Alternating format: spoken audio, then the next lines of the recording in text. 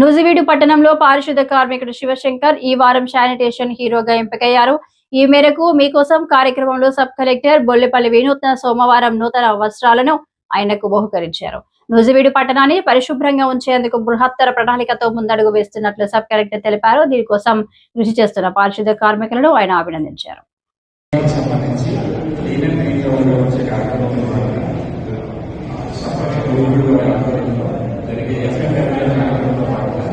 అనేక మంది sanitary workers తమ శక్తివంతం లేకుండా ఏంటంటే క్లీన్గా ఉండవలసినట్టు ప్రయత్నం చేస్తున్నారు, అనేక విధంగా కష్టపడుతున్నారు.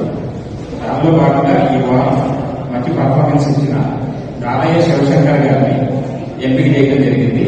వారికి నూజివీడు చేతుల మీదుగా సన్మానం.